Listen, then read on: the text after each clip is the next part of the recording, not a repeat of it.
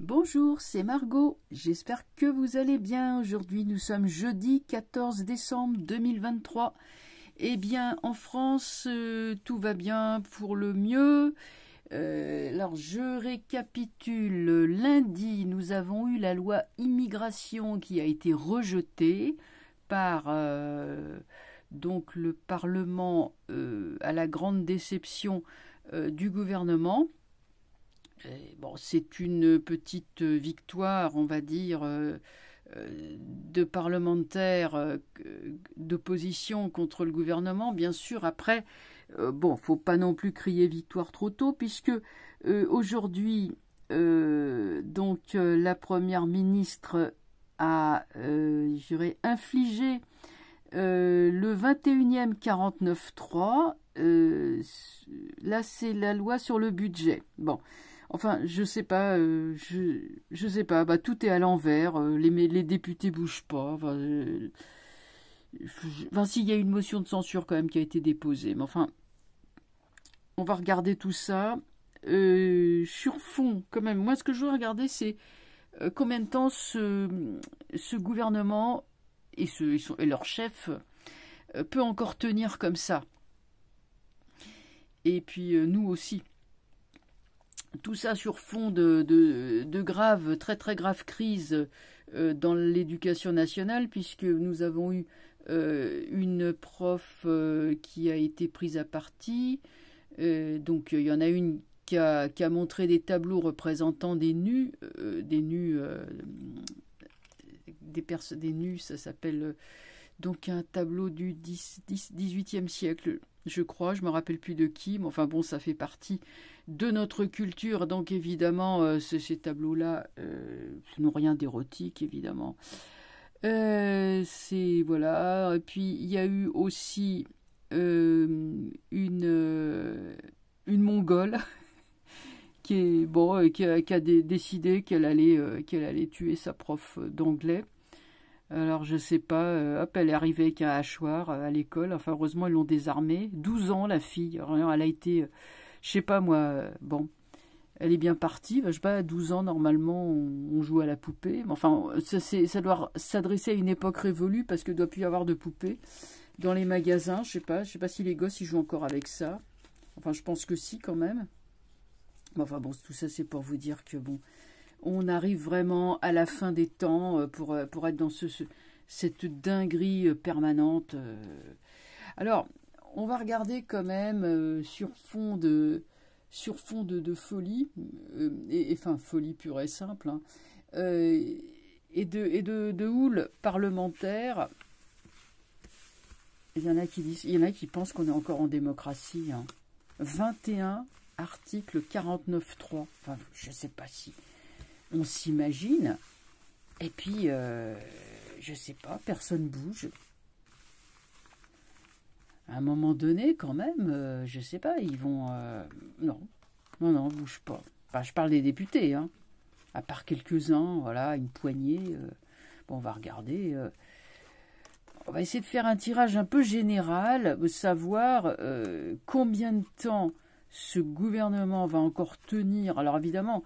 voilà, l'autre là, Malin, le Gérard Darmanin, il a présenté sa démission à son chef qui l'a refusé. Alors il y a des gens, ils disent est-ce qu'il va dissoudre l'Assemblée nationale? Ça m'étonnerait. À mon avis, il va rien faire. Il va continuer à verrouiller les soupapes. Je ne sais pas à ce stade si c'est vraiment de la politique ou si c'est de la fuite en avant aveugle. Bon, je pense plutôt que c'est une fuite en avant aveugle. Excusez-moi, je suis peut-être un peu incohérente là, mais je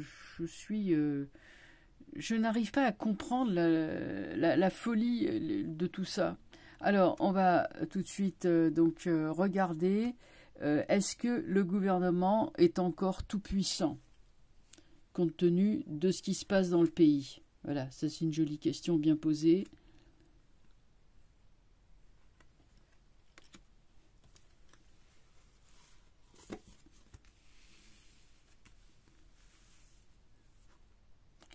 Tempérance.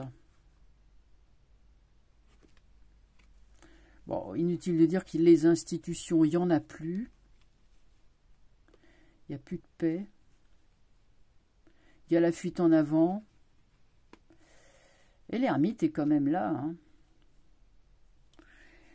Il y a je dirais qu'il y a une prise de distance et d'observation d'une partie grandissante de la population, surtout la plus âgée. On est d'accord, hein, si les autres médiums me suivent, je pense qu'ils comprennent, ils suivent ce que je dis en fait. Là, nous avons la fin des institutions et la fin de la conciliation. Là, ça représente la France en fait. Hein. La France est un pays, un état de droit, qui n'est plus un état de droit, un état basé sur la liberté, l'égalité, la fraternité, avec la tempérance. On est sur des valeurs vraiment de tolérance et d'humanisme. Voilà, ça c'est à l'envers. C'est je dirais, immobilisé. Hein, c'est mis entre parenthèses. Nous avons là le chariot. Le chariot, il piétine sur place. Il y a un cheval qui tire dans un sens, un cheval qui tire dans un autre, mais ils regardent quand même dans la même direction. Enfin, comment voulez-vous qu'ils avancent? Et le type, il est là, bon, il a aussi les yeux fixés dans la même direction. Mais c'est pas un jeu extrêmement positif quand même, bon, c'est un jeu assez minable. La seule qui émerge de cet ensemble, c'est l'ermite. Et l'ermite, en aucun cas ne représente le pouvoir, qu'il soit visible, hein, c'est-à-dire le gouvernement et son chef, ou qu'il soit caché, la poignée de gens, je ne sais pas moi, quelque part par là, Davos ou que sais-je, qui feraient les choses. Je pense qu'ils sont aussi, enfin ils sont dans le même état que le gouvernement, basiquement, à mon avis. Hein. Par contre, l'ermite, ça représente une partie encore saine. Lui, il est sensé, il est sain d'esprit, il observe. Il prend du recul et il ne se laisse pas manipuler. Il est solitaire. C'est une partie de la population qui observe en silence, mais qui est en train de se réveiller, car l'ermite est une carte puissante.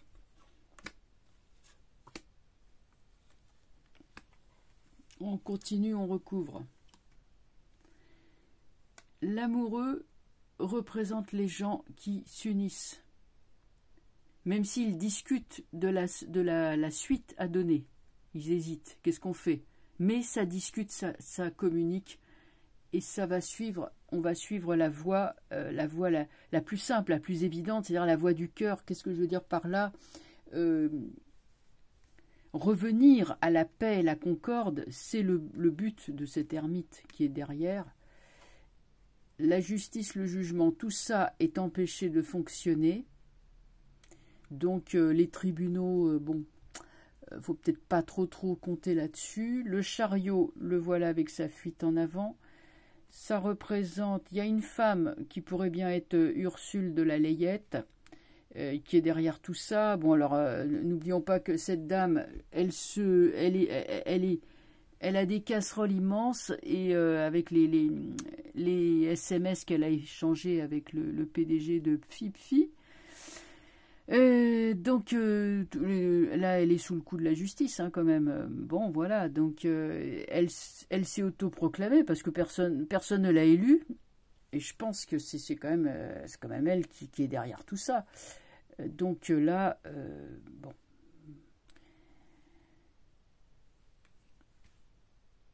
Elle est à la tête de la fuite en avant. Mais elle-même, elle est dans le même état psychologique, hein, je pense. Ermite pendu. Donc là, nous avons bel et bien une population, certes qui souffre, certes qui est isolée, mais qui ne se laisse plus berner, qui ne se laisse plus compter, qui ronge son frein et qui attend son heure. J'en ai deux qui sont sortis en même temps. Allez, une petite seconde. J'ai des cartes qui viennent de tomber. Tiens, je vous les montre. Qu'est-ce qui est tombé? J'ai le valet de denier, le 6 et le roi de denier. On est quand même sur la chute des personnages puissants. ça, c'est les forces vives du pays, c'est-à-dire l'agriculture notamment. L'agriculture est soumise à une sorte de diktat, hein, le 6 d'épée représentant les choses intellectuelles, les lois, les décrets, mais surtout ce qui est du domaine du mental. Seulement, ça fait partie de toutes ces lois absurdes qu'on prétend exiger, qu'on prétend ériger. La dernière en date étant l'interdiction d'avoir des chiens et des chats. Bah oui, croyez-le ou non, mais ça menace la planète. Vous vous rendez compte, vous avez un gentil petit greffier ou un adorable toutou, eh ben, qu'est-ce que vous allez en faire? Non, non, c'est pas bien. Enfin, bon, vous voyez un peu le délire. Après les vaches, les pauvres bêtes, maintenant c'est les chiens et les chats. Bon, alors les tortues, les poissons rouges, les canaris, enfin, bon, tout va y passer, hein.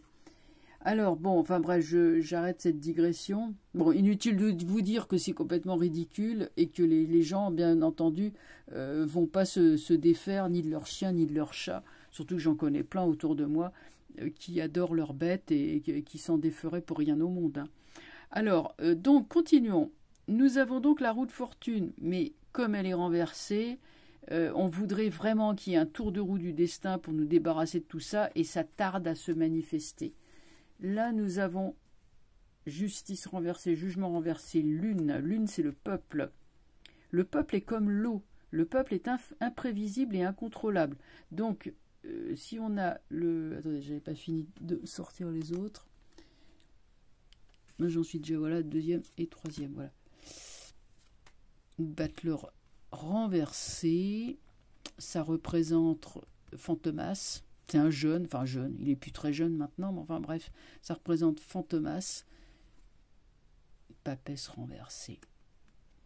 On est vraiment parti sur une situation où d'un côté, on a les institutions qui s'effondrent, on n'a plus rien qui marche droit, on a tout qui marche à l'envers. C'est comme si des fous avec un entonnoir sur la tête, enfin, vous savez, tels qu'ils sont caricaturés, avaient pris le pouvoir. Bon, j'ai rien contre les aliénés, malheureusement, ils sont malades. Mais enfin, imaginons que des fous se soient emparés du pouvoir. On peut être fou et intelligent, mais enfin, ils sont fous quand même.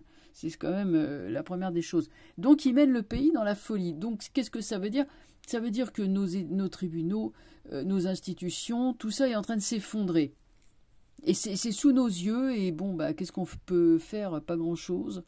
Mais d'un autre côté, vous voyez, en même temps, il y a une véritable force de résistance, d'observation, et de gens qui observent les choses et qui sont prêts à dire non.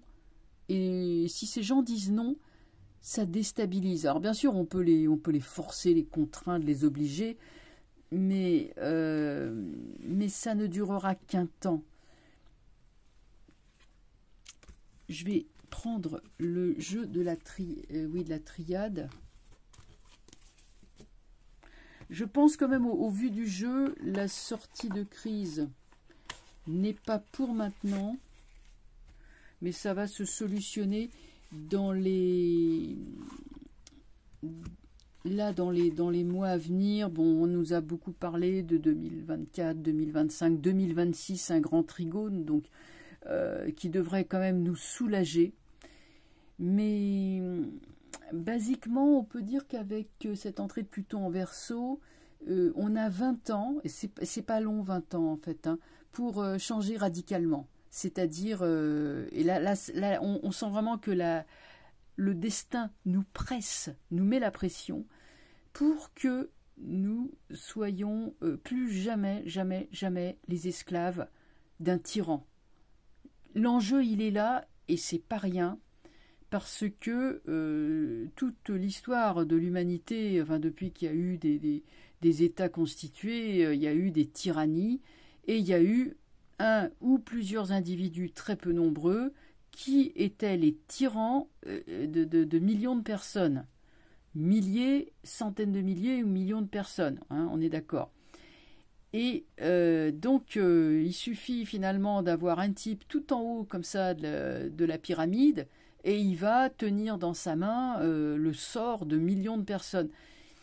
Les entités supérieures ont décidé que ça, c'était fini, et que l'être humain allait ascensionner de telle sorte que chaque être humain devienne comme un dieu finalement, c'est-à-dire quand je dis comme un dieu, ça veut dire quoi? Comme une personne qui a acquis l'autonomie dans ses gènes, l'indépendance dans ses gènes. Donc c'est le sens du Verseau, hein. Et Pluton qui rentre en Verseau va faire tomber tous les mouvements qui se réclament de l'humanisme et qui sont tout sauf humanistes. Donc on peut s'attendre à ce que certains partis politiques sombrent corps et biens, que certaines fraternités, je dirais, un peu occultes, voilà, également, si elles ne sont pas conformes à ce qu'elles prétendent être, elles vont sombrer. Et ça ne sera plus jamais comme avant.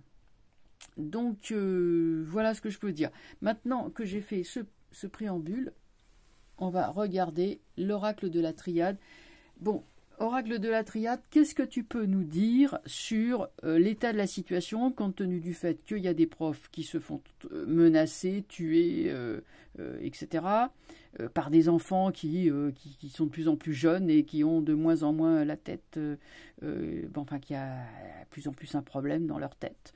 Qu'est-ce que tu peux nous dire, compte tenu du fait que malgré la défaite de lundi, le gouvernement bafoue le peuple de façon éhontée sans arrêt. Moi, j'ai vraiment l'impression de voir, je sais pas moi, un véritable Don Juan ou un Casanova qui serait marié avec une malheureuse et puis qui la trompe sans arrêt du matin au soir. Bon, voilà, c'est vraiment cette histoire-là.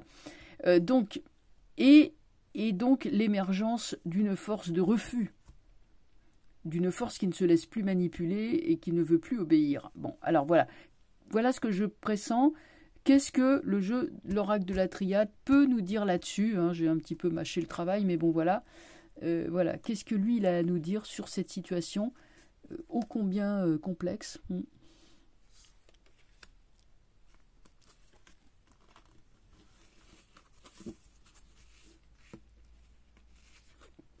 Alors, qu'est-ce que j'ai là? Méditation. Bon, la méditation, c'est un état où nous sommes en quelque sorte dans une léthargie, c'est-à-dire que nous nous asseyons, nous fermons les yeux et nous regardons l'intérieur de nous-mêmes. Donc c'est une façon évidemment de se poser et de récupérer de la force, de récupérer son centre. Hein. Méditer, ça veut dire retrouver son centre. Bon, donc on nous dit, retrouvez votre centre, ça vous appartient, ça n'appartient pas à monsieur Fantomas ou à madame Ursule de la Layette ou à monsieur Klaus Schweppes, bon, qui sont des personnages insignifiants, mais retrouver votre centre grâce à la méditation, c'est-à-dire restez vous-même, n'écoutez pas, ne vous laissez pas arracher à votre centre, à votre personnalité, par ces propagandistes qui cherchent à vous affoler en gros. Hein. Frères, l'union fait la force, nous sommes tous frères, c'est-à-dire la fraternité, la vraie, elle va se faire, c'est-à-dire unissez-vous. Les personnes qui pensent pareil, qui ont le même objectif, unissez-vous, ne restez pas seuls, soyez unis. Voilà ce qu'il nous dit.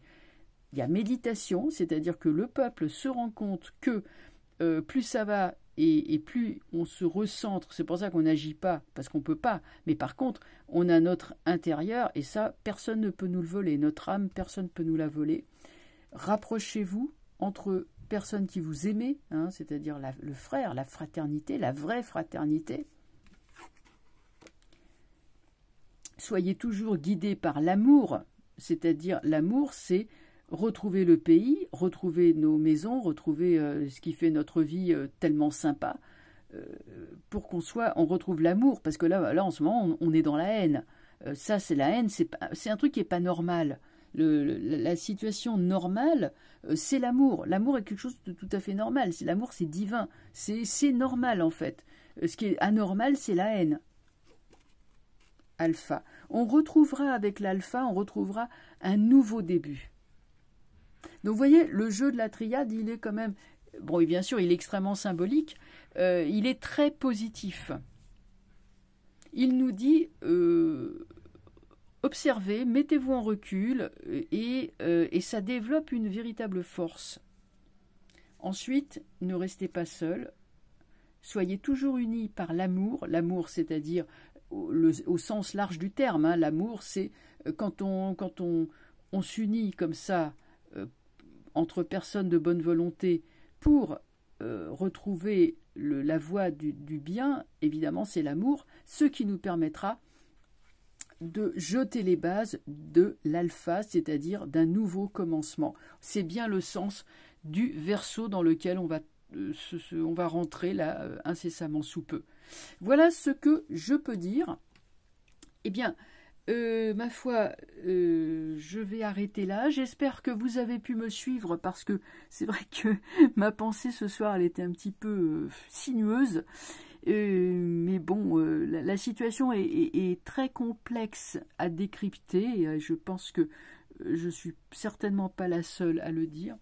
Et c'est pour ça que ça demande un gros effort de concentration pour capter toutes les informations qui peuvent arriver en même temps et les décrire au mieux. Voilà, je vous souhaite une excellente soirée et je vous dis donc à très bientôt. Au revoir.